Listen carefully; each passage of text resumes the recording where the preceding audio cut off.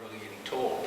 But I kept hearing about this one story that there was a teenage Rosa Parks, that there was a girl who grew up in the same city as Rosa Parks and did the same thing Rosa Parks did on the same bus system a year earlier.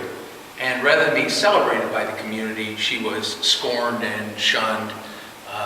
And I thought, wow, if that's true, and she was supposedly only 15, what a story that would be. Not just because of what she did, but if she did it when she was 15 and she would be in her late 60s at that point, maybe she'd be fresh enough in her life to remember what it felt like to be a girl. I mean, what I wanted was to tell the story not only of things that happened that were important, but how it felt.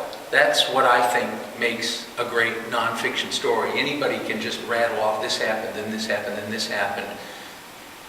But to find an informant who gets inside it, I wanted to tell readers what my main character's friends thought about it. Did she lose friends? Did she gain popularity? What did her mom think? You know, did she lose her boyfriend? That kind of thing. Inside important events. So how do you find Claudette Colvin? That became the problem. She was alive, but lived in New York City and had an unlisted phone number. So I found an article that had been written about her in USA Today and contacted the reporter.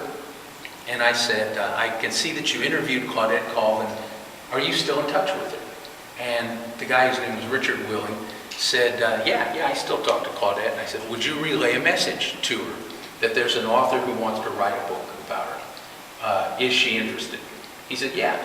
So a couple months later, a message comes back from Richard Willing, the reporter.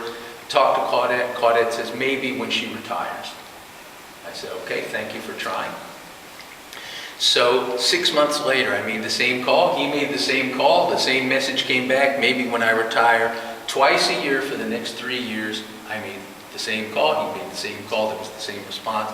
And I had moved on to another project. I mean, I was never going to give up. But one night I came home from something, and the red light was blinking on my phone. And I picked it up. It was a message from Richard Willing, the reporter, saying, Claudette says she'll talk to you. Here's her number. Good luck. That's all it was. The next day I called the number. A woman answered. I said, is this Claudette Colvin? She said, yes, it is. We talked for about an hour, got along. I said, can I go to New York to visit you to talk further about a project together? She said, yeah. We set a date. I showed up. We spent the whole day talking and decided to do it. And an early decision was, are we going to make this book for adults or for young readers? And she said, I want it in the schools. That's how she said it. I want it in the schools. So that was it. We did it for young readers. So I think what I'll do now is show you some images in the book and sort of narrate them so that you can know something.